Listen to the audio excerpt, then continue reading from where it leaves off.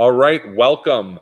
Belle River chapter has just been brought into the fold. I'm here with Ian Jones and Terry Vanderwouwer. I've got a chance to know these guys personally. I was fishing with Ian Jones before. We had socially distanced fishing trip where we were actually in separate boats, but close to each other. It was super fun. Guys, welcome to the show. Hey, Ryan, how up? Thanks a lot, Ryan. Your audio is coming through great. I see both you guys. I'm proud to see that you're in your red shirts and part of the team. You guys have certainly earned those. I don't know who delivered those to you, but I'm sure he had very nice hair.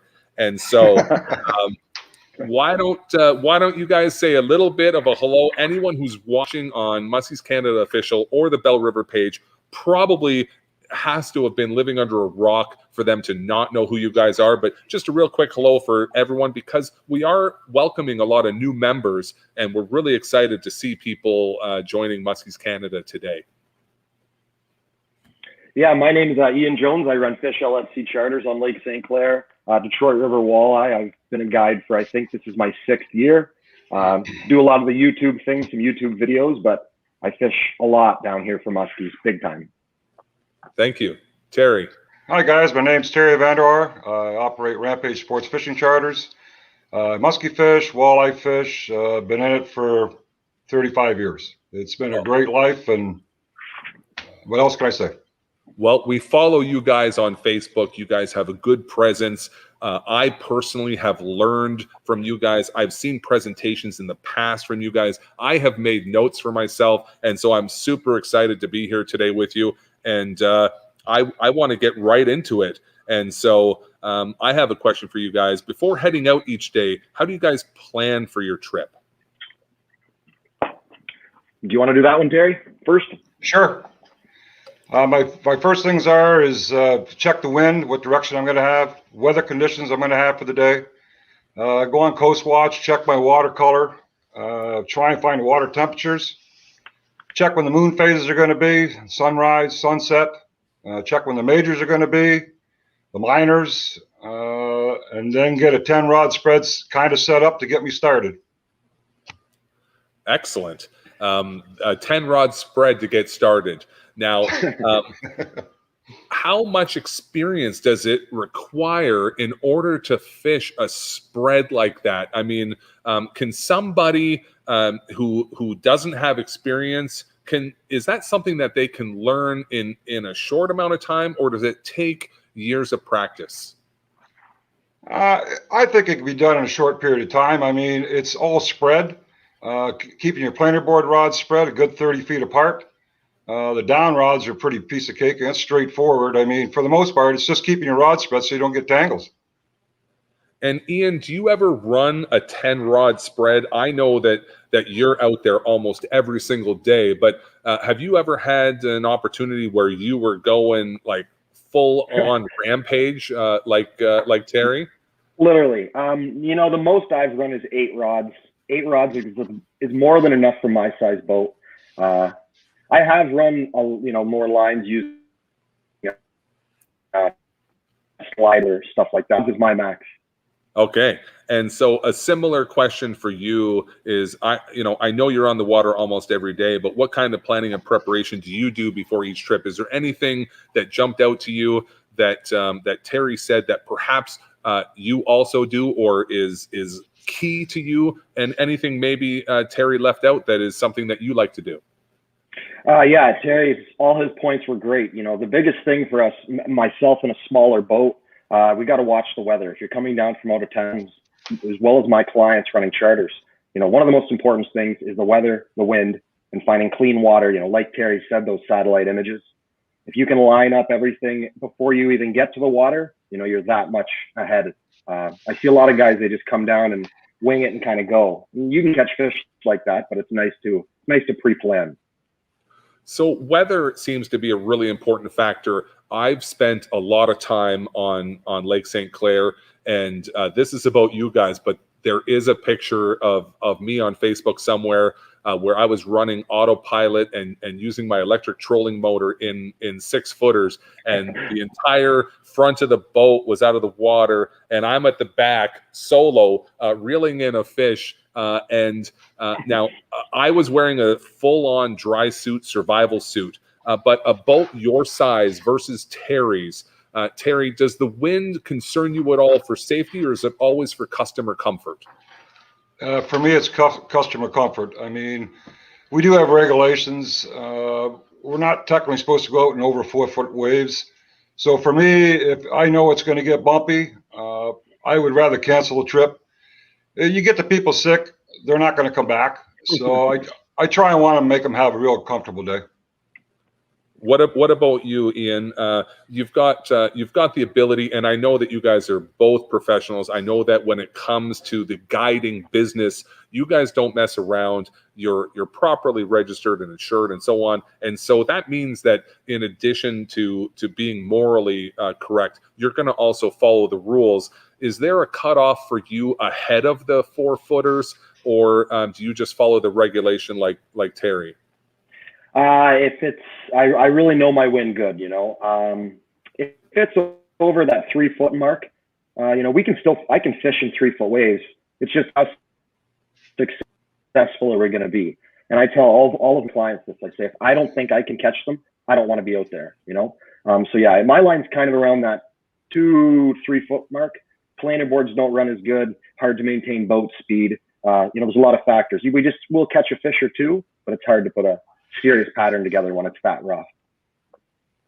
So it sounds to me like over the revenue that you could make, you guys are setting the example for other guides and charters and choosing customer service and satisfaction. I think that's pretty cool. I've had the opportunity. I think it's a great idea to fish with a guide. I see, some seasoned muskie guys that say, "Oh, well, I've been muskie fishing for 5 years. I don't need to fish with a guide." I have no problem when going to a new waterway. You and I have had a personal conversation about that, Ian, where I just said, "I don't know. I know how to fish. I know how to look for these things and read the water, but." I want someone with experience like Terry, who's got over 30 years experience, or someone like you. Have you guys ever fished together? Oh, yes, we have. We've walleye fished together and jigging, and we've walleye fish trolling, crankbaits. And who caught more fish? Ian caught them all. I'll let him wind them all in. Yeah, Terry hands his rod. That's right. He hands his rod, lets me reel his fish in. So, the last time we were out this year, Terry did get the biggest fish. I think the biggest fish in my boat this season jigging. Yeah, he did get a nice one. Awesome. That's terrific. So how do you pattern the fish? And does watercolor and weather affect the lures that you choose to run? Go ahead, Ian. So yeah, it all does play into a big factor, and that's when making sure you know the conditions. You don't want to fish super muddy water in the summertime. You want to fish cleaner water, even clear water is great, but you just have to be really cautious. If you're running, muddy color baits for muddy color water in the clean water, you're not going to catch as many fish. And it goes with bucktails as well. You throw bucktails in the mix. It's all these small little things that build up to you catching muskie. So yeah, it's watching the watercolor is a big thing for my boat on Lake St. Clair. And would you echo his opinion, Terry? Yes. For me, weather affects everything. Storm fronts, high pressures, low pressures, sun, cloud. Each front creates a different color for a bait. Just a small example, cloudy day, rainy day, dark baits. I mean, your black perches, your Brattons, and more sun. If it's sunny, I like brighter patterns. And I've heard that over and over. And the first few years where I was fishing, it felt obtuse to me. Like, no, it's dark. I want to put on that neon yellow thing. But it seems to be the opposite. Do either of you guys have a scientific reason for that, or just your historical experience? For me, it's dark baits and cloud is more of a reaction bite. I mean, they can see it better. My feeling is they can see it a lot better. a darker bait and a darker day. So we hear about, I've fished Georgian Bay, I've fished many places that have a ton of structure, and people have this notion that there's no structure on Lake St. Clair, but I think that's false. And Ian, why don't you start off telling us why there is considered to be structure? And it is a great point. And you can say there's no structure on St. Clair, but in the same sentence, I fish weed beds for months, you know. The structure on Lake St. Clair that I mainly fish would be weed beds for muskie, you know, and we're not just talking small weed beds, we're talking weed beds that are miles long. That's main structure of what I'm going to fish. Of course, the currents coming in, watercolor, it all plays a part, but main structure is going to be weed beds for me. Terry, what about you? Can you weigh in on structure in Lake St. Clair? There's very few structure in Lake St. Clair. There is some humps. There is some rock boulders. There is a lot of weed beds. There's a couple spots where it goes from 16 feet and it'll climb right up to 3 feet. But for that particular spot, there's maybe one or two in the lake. There's not very many. And so, do you think the structure, especially those weeds, is producing big fish because there's forage there? Yeah. Yes, I agree with that. I mean, in a lake with people say no structure, if you put any bit of structure in it and you find the right structure of what those muskies want, there's a massive amount of muskies sitting on those structure points. You know? And so, I mean, Lake St. Clair, how big it is and how many muskies are in it. Yeah. Yeah, it's definitely being how big and how, you know what I mean?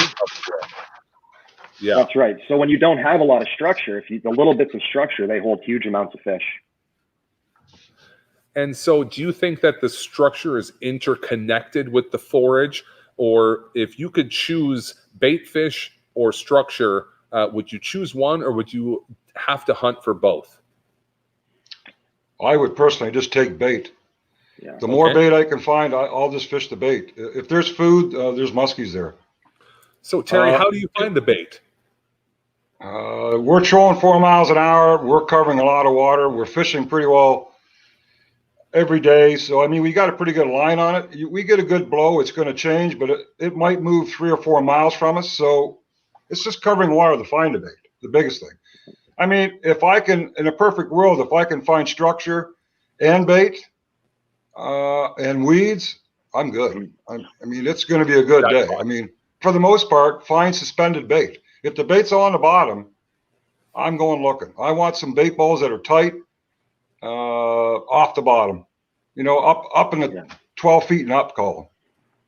So that's an interesting point. I've never had anyone tell me that straight out before, that not only are you looking for bait, but you don't want that bait on the bottom. So why do I want the bait in a tight grouping, and why do I want it suspended? Do you have is it just your experience that has told you that, or is there a reason? If that bait's on the bottom, the muskies are probably laying on the bottom. Everything's resting. If the bait balls are up high and 12, 10 feet, and they're balled up, something's chasing them. Something's chasing them to get them balled up. That'd be the muskies. If the bait's spread out a little bit, but it's still suspended, there's muskies still preying on them. They're close. But if it's balled up tight, it's going to be game on day. It represents active feeding then. Exactly. So that tells me something. I don't have to have 30 years of experience. That makes a lot of sense. I see that Ian agrees. Ian, can you add to that and maybe put a pin on and an exclamation point on what Terry said? Yeah, Terry hit the nail on the head. Finding bait. Once you find the bait, you find the fish. And it doesn't necessarily. That's the one thing people don't realize about Lake St. Clair. Well, a lot of people. There could be miles and miles and miles of bait, and there's no structure on bottom there. It's just regular bottom, no weeds or nothing. So you don't just have to look for structure. And back to Terry's point, when you're out there 4 or 5, 6 days a week, you can really follow around that bait. And that's the most important part. It really is. And you'll see, like you said, you'll see the bait up high on your graph, and that's when you're going to catch them. You'll catch 4, 5, 6, 7 fish in 2, 3 hours. When the bait's up high, you'll see that bait drop to bottom, and the bite's just gone.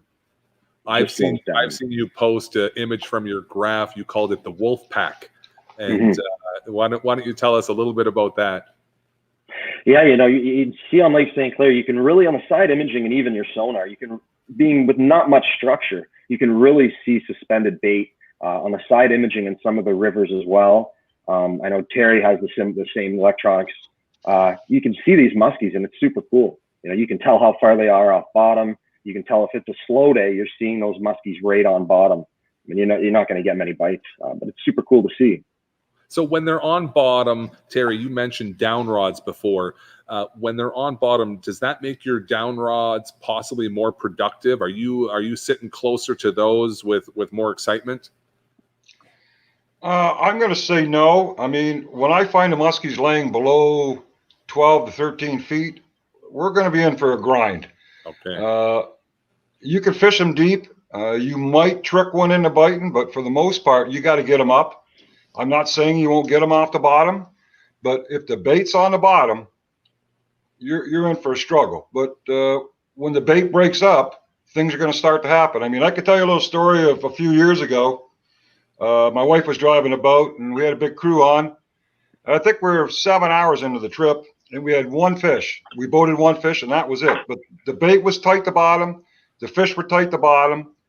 My wife said to me, "You might want to have a look at the graph." So I came up about 3 o'clock. I looked at the graph. The bait was breaking up. The muskies were coming up. So I didn't say a whole lot. I didn't move the rods. I had them all set deep. I said to the customer, I said, "You know what? We've had a long day." I said, "I'll give you an extra hour for free." And one guy pipes up. He goes, "Well, we've been out here for 7 hours. What do you think that's going to do?" I said, "What do you got to lose? Have a sandwich, have a pop, sit back and relax." He said, he looked at me right in the eye. And he said, "You think you're going to catch one?" I went, "That's all I did. I just shook my head." And he goes, "You're on." We took 11 fish in 1 hour. Wow. So when it's that doesn't happen all the time, but that was a feeding frenzy, and it's going to happen. It's just going to break loose. Talk about I told you so. Well, we do get lucky once in a while. I've heard you're a no-nonsense kind of guy from a very dear friend who's fished on my boat, and I think as a customer that sounds like something that pays off as well. Don't worry, I know what I'm doing. I've got your back. I'm coming for you. And then 11 fish. That sounds pretty super. So we do have a question. I still have my script to go off of here of things that I really want to know. And because I've heard you guys speak before, there's a couple tough questions coming. I'm putting you guys on the spot in the future. You're gonna have to divulge a little bit of your secret. I'm sure you have a secret VHF channel that you top guides only have access to and decrypt. But I was told that there's a question, and so if they want to pop it up.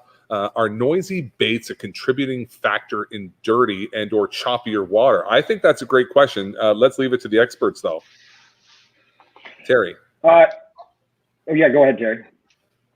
I don't use a lot of baits that have rattles in them. I mean, I have a few.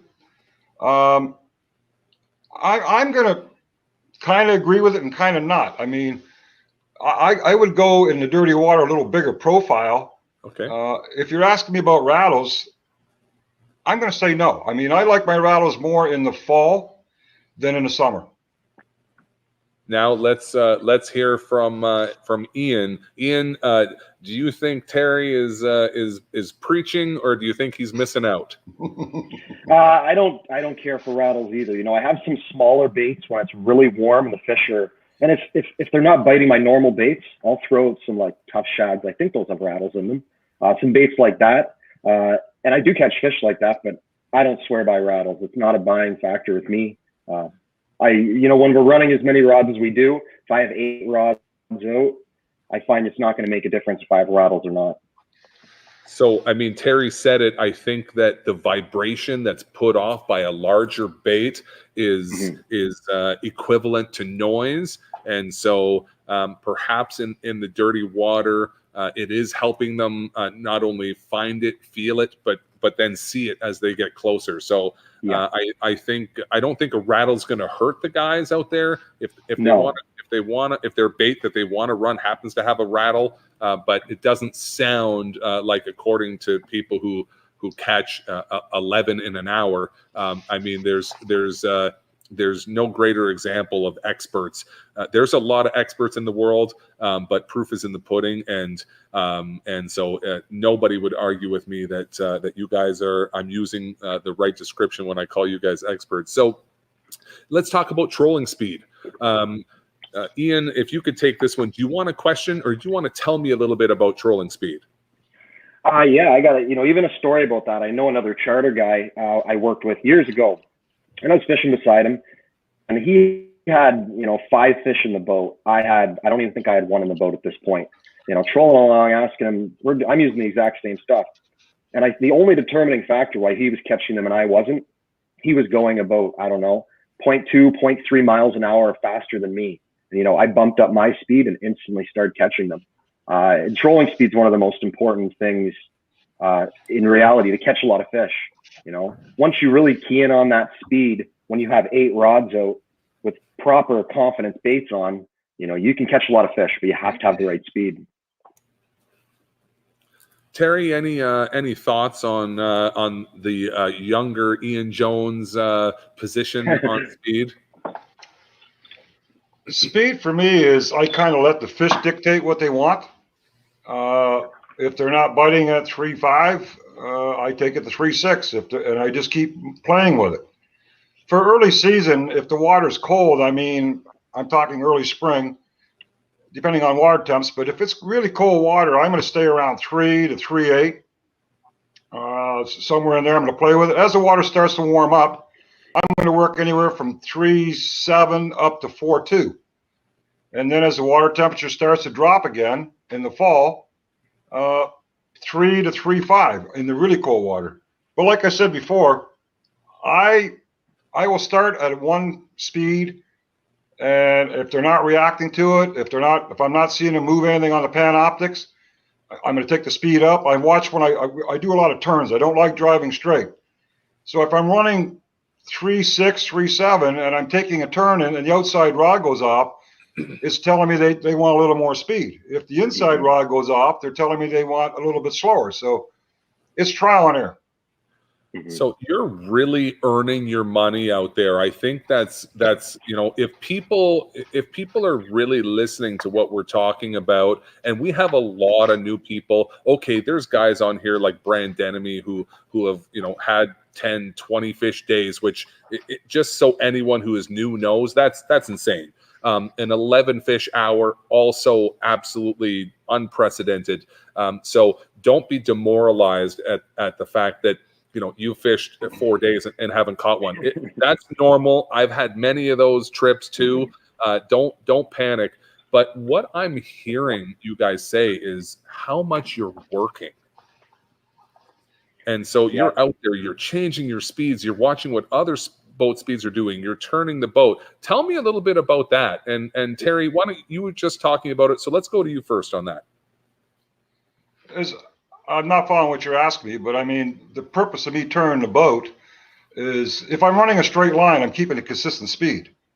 If I'm turning a lot, figure eighting a lot, making wide turns a lot, the boards are, if I turn to the port, my planer board on the port slows down, and the one on the starboard speeds up. So that if all of a sudden you get a double hit and it's on the fast side, well, I'm going to take that speed from 3.8 to maybe 4 or 4.1.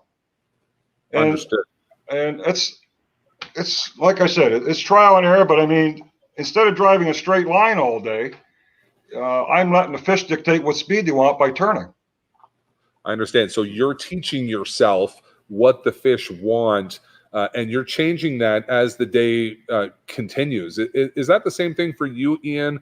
Are you exhausted when you're done fishing? Yeah, it's a lot of work. Exactly what Terry's saying, times 100. When you're running a charter for Muskie, especially with the expectations people have of Lake St. Clair and that we set. We post pictures of massive amounts of fish. people see that, they come down, they expect to catch fish, you know. So it is nonstop work. You know, even most people, when I used to just fun muskie fish, you'd catch your muskie, you'd take a bunch of pictures, you'd laugh, you'd be the happiest guy in the world. You'd catch another, it was the greatest thing ever. But when you're running a charter, you do enjoy that, but at the same time, your mind starts thinking, I need to catch more, right? This isn't the end of it. We need to, if they're biting now, we got to do everything we can. So you're switching baits. So, you know, it just never stops. You know, when do you consider yourself successful on the day? 1 fish, 2 fish, 10 fish, all depends on how hard you're going to work. Well, a good day muskie fishing is when you raise a fish and miss a fish. Exactly. If you have any action, day fishing. Any action is great. You're right. So, okay, I think we have a question up there. If the producer could help me out, and we have a few questions. So let's go to this one first. Do you use planer boards running from a mast or inline individual boards? And we'll go to Ian first on this one. So on the main lake of Lake St. Clair, which I fish 80% of the season, we use a big planer board system with a mast on the front of the boat going up, and then, you know, our lines coming out. It's just much easier to run that, you know, in big waves when you're pulling 8 rods, and you can run a huge spread. You know, I can have it as far as I want out on each side and cover a bunch of water. So the big boards are perfect for that. And then when we go into some of the fall locations, they're a lot smaller. You know, you're fishing tighter to other boats, tighter to structure in rivers. That's when I switch over to inline planer boards. And they're just much more easy to manage. They're easy to fish with the lures that we use. That's an important thing too. So the inlines are great in the fall when we get tighter into structure and in rivers. But they're both great. I've been talking for 6 hours, and so Terry, why don't I've actually been talking for 4 days straight because we've been doing this in the background. But Terry, can you weigh in on whether you think the kid here knows what he's talking about when it comes to planer boards? Big water, big boards. I mean, that's all I could say. I mean, that's the only way to fly out there.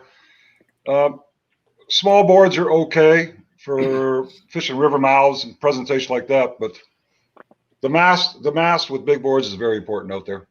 Especially, I mean, if it gets rough, when I say rough, let's just say 1 foot. Them little boards hate that. They're jumping, they're rolling. Where the big boards, the idea of big boards, the farther you put them out, and if you change your pull point on the boards, you can make your boards jump, hop, run smooth. There's just so many different options you can do with the boards. So tuning of the large boards is an option. And I just learned something. Tuning is an option. Yes. Very interesting. And Ian, to go back to the small boards, I've seen you fishing in the river. I've passed you while you were setting the hook 300 or 400 times. It's super annoying.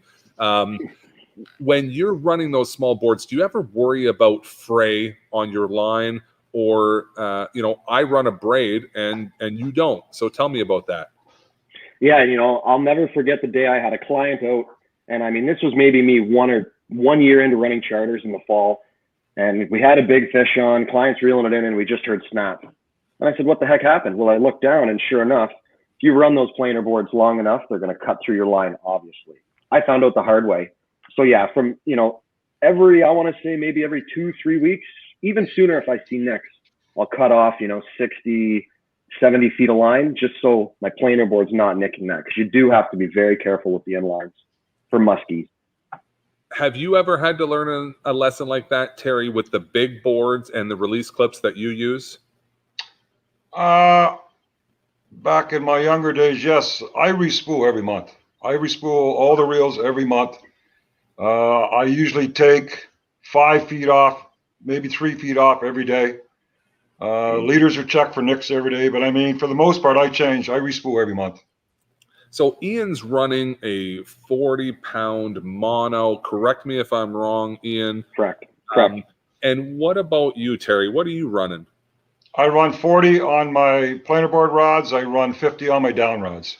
For my 4 arm leaders. I start out in the early season with 60-pound, In the fall, I'll go up to 80 pound. Okay. And you guys choose the mono because it's clearer in the water. What's the reasoning? Customer forgiveness. You have to remember, a lot of people we have aboard have never had a rod and reel in their hand. Sometimes they like to yank, sometimes they like to jerk. It's not a good idea with braid. You're ripping a hole in their mouth with braid. Okay, so it's not just to prevent the customer from having a bad time. It's actually something to protect the wildlife species out there. It's the customers trying to take control of the customer with the rod in their hand. All right. And so, Ian, you make your own leaders, is that right? Correct. Yes. Maybe we could throw in I mean, obviously we're plugging, both of your charters right now, and you guys are terrific. So maybe you could just talk for a quick moment about your leaders. Yeah, me and Bruce Bauer, St. Clair Hound, we partnered up and we made the leaders. I've used the same style leaders for 5 years. I know it's a very popular application on St. Clair. So we run a 5-foot leader. So that means our main line's connected, and then we have 5-foot length between our bait. It's a perfect length. And the leader is nice. It makes it easier to add a weed guard or a weight or anything you're going to add. It's that universal connector. You can add your weights on it, everything. We do sell them, yeah. Send me a message on Facebook and we can ship some out to you. But the leader is very important for muskie fishing on St. Clair, doing the technique we use. Right. And so, Terry, Ian mentioned something about weed cards and weed control. How does the weeds affect you out there on the water? What are you doing to handle? Oh, here we go. How do floating weeds affect your day? Constantly work, constantly cleaning. I have days where it's nonstop. Just you go to one side, you pull them in, you clean them, put them back out. Go to the other side, clean them, put them back out. That's when it's brutal, real brutal. I mean, for the most part, I don't use weed guards. I used to. I don't. I use more of a ball and chain system. Okay. So if I'm not using this, I'm using snap weights. Because sometimes I want a lot longer leaders. Sometimes I want a 20, 30-foot leader. But I mean, for the most part, the weeds can be hectic. After a blow for a couple of days, we know for 3 or 4 days we're going to be working our butts off because it's just the way it is. And when we get north quarter winds, we get all the trash. And we have to deal with it until the wind switches and carry on. I mean, some days the fish could be sitting at the 2-mile marker and they're thick in there, but we just can't fish it. It's just like a hayfield. So we have to keep going out in the lake until we find some bait and then work them out there, because if everything's plugged, you're not going to catch them. You're not going to have a good day. No. Have you ever caught a fish that has attacked a bait that was covered in weeds? I'm going to say no, but I have caught a fish on this that was covered with weeds, and he kept it in his mouth. Amazing. All right. That's terrific. All right. So now that we're using ball and chains as baits, maybe you guys could tell me about how your baits change. Now, baits change throughout the season. I'm not a guide. I don't have the experience that Ian has, let alone you, Terry. But baits change throughout the season. We have a time when it's small, and then we have a time when it's ridiculously huge. And Lake St. Clair is a unique fishery where 6 and 8 inch baits can still work in November. But Lake St. Clair also has guys that change their baits throughout the day, and not just like a color, but a bait style. And so, Ian, why don't you take point on that? Tell me about changing bait styles in the same day. Mm-hmm. So I do change a lot of bait styles, and it's just pretty textbook. I start with straight baits, and then if they're not working, I go to jointed baits. And you got to remember, I got usually minimum 6 rods out, sometimes 8. So I can put 3 rods jointed, 3 rods straight. I can figure out what they want. But again, I have to do that quickly, throughout the day, I usually start off with straights in the summertime and the fall. Sometimes in the summer, I'll put a bucktail out. And then, if they're not biting bucktails and straight baits, 6-inch baits, 10-inch baits fall, then you make some changes. But straights are always my go-to. But by all means, if I'm running 8 rods, I have one straight out. I have a fish hit that one straight out of 8 baits. I will usually, in that case, switch all of my baits to join, to what it had that hit.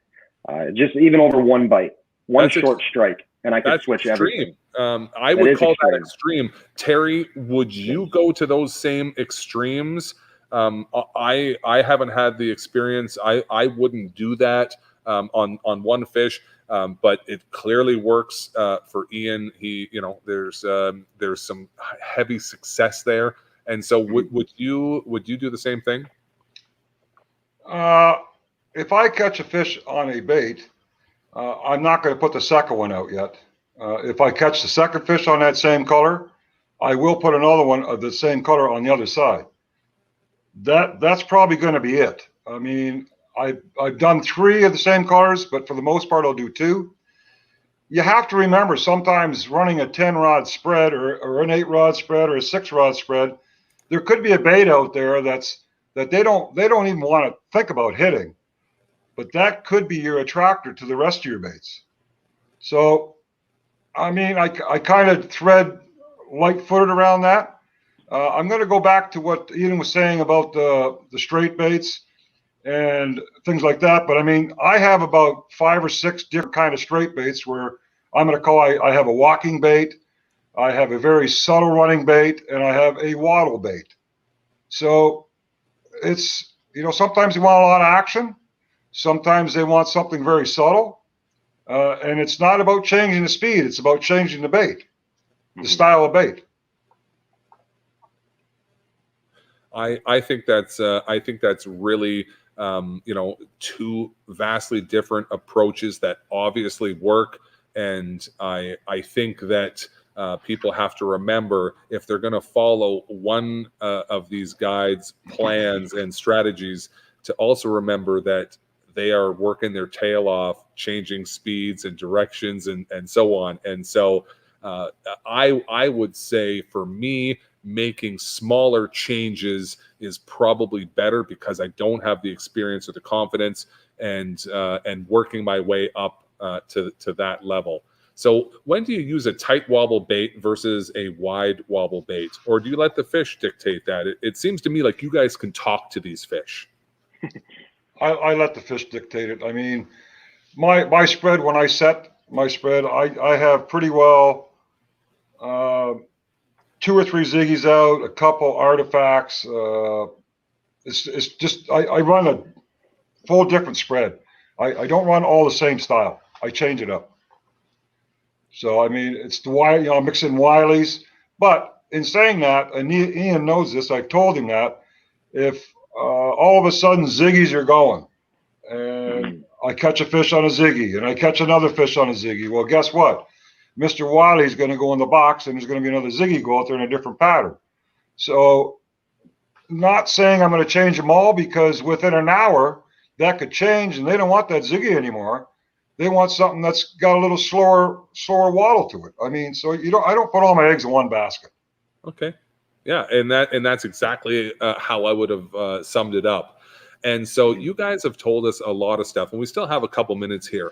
But I told you I was going to put you on the spot. I have 2 questions. One, I want you guys to tell me a secret. I want you guys to tell me something that you normally wouldn't share. What's something that you know that we don't know? And the other question is, in case you don't want to answer that, is how do you navigate with all those bloody boats out there and not crash? And so, Ian, we'll start with you. If there's, even if it's remember, just like you said, catching fish is all about those tiny little advantages stacking up. Maybe you're harboring a tiny little advantage that, for the greater good of the Muskies Canada community, we can hear from you. That's a good question. Just prepare yourself before you come down. Figure out your plan before you come down. It's the most important thing. Don't end up out there with no fish in the boat and wondering what's going on. Prepare yourself big time in every way possible before you come down. And so what about all those boats? How have we not seen on the news 15 boat pileup? I feel like I'm pretty lucky in some of these spots. A lot of guys know me. I've helped them out or friends with them. So, I don't get a hassle too much. I can go within a few feet of people's boats and we wave and on the way. So I feel like I'm very fortunate being a guide in that situation. Right. Yeah. It's tight quarters, if you don't know everybody or you don't, it's tight quarters. Understood. So it's funny. I'm getting a call from a donator right now, live while I'm on the screen. But I'm gonna hang up on that call so that I can finish with you guys. But I have some very good news based on this phone call that I'll return the call to. So I just hung up on someone who's going to give us something extremely valuable, which hopefully that hasn't offended them. But if it has, it's because I'm right here live. And so Terry, you run a bit of a bigger rig. And so do people just yield to your vessel, or are they just terrified of you? I don't know what you mean by that, Ryan. Well, there's so much boat traffic out there. How do you navigate it?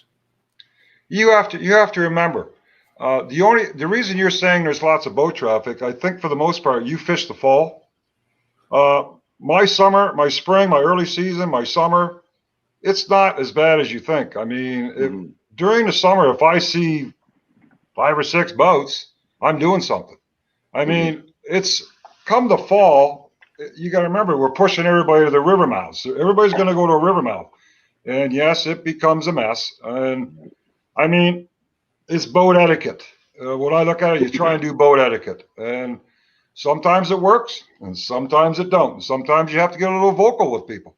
So you're trying to lead by example. Well, it's a good thing. And listen, we all need to learn.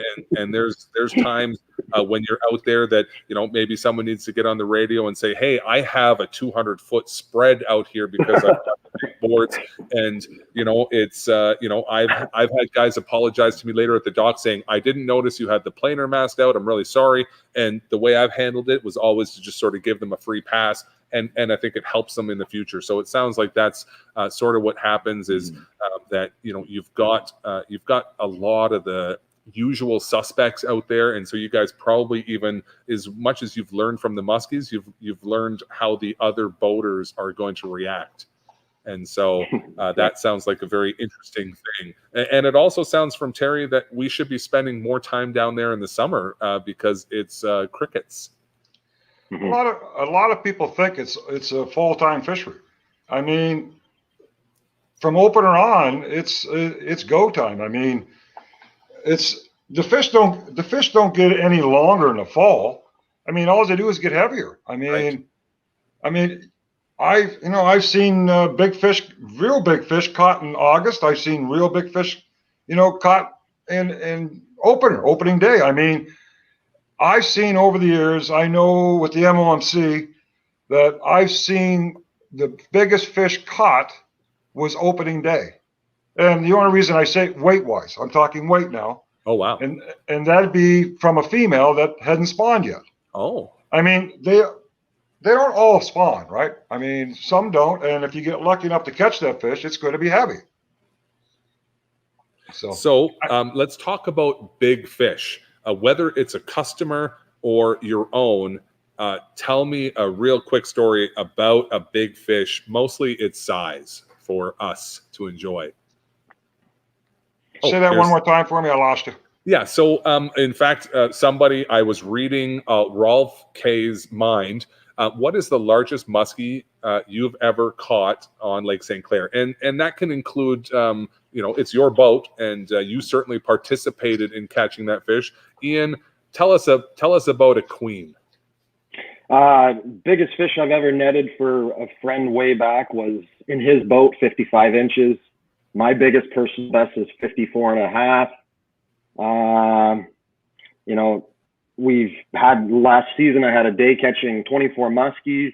I was a muskie every 15 minutes for 6 hours. And I've been astonished. I've only chartered for so long. Seeing the size of some of these fish we catch on these charters and the numbers is just insane to me. I used to have days where I couldn't catch a fish at all. So it's just absolutely insane seeing the size and numbers of these fish. Amazing. And as we say thank you to both of you, can you top his story, Terry? Have you seen a bigger fish than a 55? 55 and 7/8 is my best fish. Wow. Over close to 40 years of fishing. That is spectacular. I'm going to go troll your Facebook page and see if I can find that picture when I'm done broadcasting. I was lucky enough to be to see the biggest fish of the lake caught. It was a few years ago, and I was actually, he was casting and I was trolling, and I was right beside him when he got it, and I watched Jason get that 57. That was a big fish. That's terrific. Guys, thank you so much. Belle River page, if you're watching on the Belle River page, this segment is coming to an end. You've got to get over to Muskie's Canada Official. We're waving farewell to two top-notch experts, two friends of Muskie's Canada. We appreciate you guys. We thank you guys. Ian, Terry, we'll talk to you later. Thanks again. Thanks, guys. Thank you, guys. Thanks, Ryan. So, hi. I just had a surprise visitor there for a moment.